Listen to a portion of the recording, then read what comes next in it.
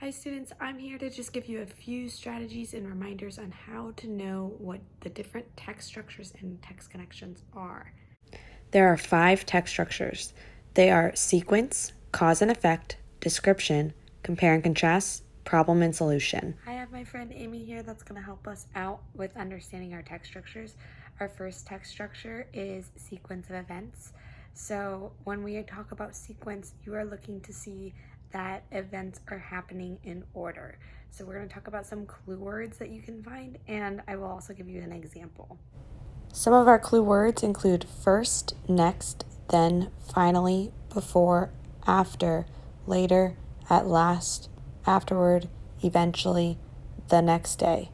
You may recognize these from the other video on this channel, that is the sequence of events song.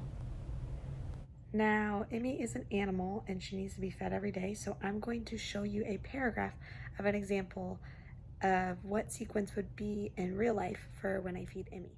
As I read through this example, I want you to pause the video and write down when you hear a clue word. First, I take out Emmy's food dish and clean it. Then I cut up some vegetables and put them in the dish. After, I scoop out some mealworms and put them on top of the vegetables. Finally, I place the food dish back into the cage for Emmy to eat. These clue words give me a hint that this paragraph is about sequence of events. Next, we're going to talk about cause and effect. So cause is the reason why something happens, and effect is the result of what happened.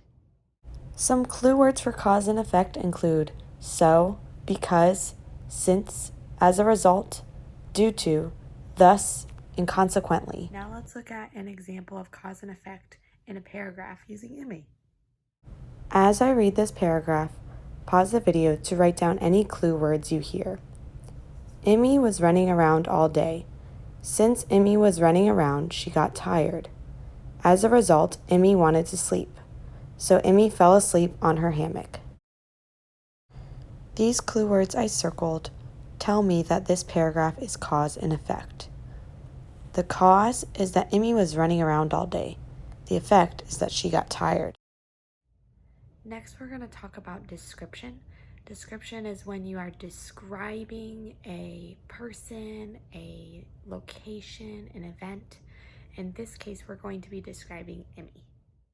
Some clue words for description include, for example, specifically, and also naming off characteristics. As I read this paragraph, pause for when you find any clue words or characteristics. Emmy is a bearded dragon. She is the color orange. She loves to play. For example, Emmy chases after necklaces. These characteristics and clue words tell me that this paragraph is description. Next, we're going to talk about problem and solution. When an author uses problem and solution in a story, then the author is providing a problem in the story and then also providing a solution to that problem. Clue words for problem and solution include problem, solution, solve, help, one reason, and possibility. As I read this paragraph, pause the video to write down any clue words you hear. Emmy is acting very weird. She seems like she might be hungry. This is a problem because she is out of food. I can help her by going to the store and buying more food. I could possibly ask a friend to pick up some food too. These clue words tell me that this is an example of problem and solution. The problem in this paragraph is that Emmy is hungry and out of food. The solution is that me or a friend will go pick up some new food. Last, we're going to talk about compare and contrast. That just means that the author is going to talk about how two things are the same and how they are different.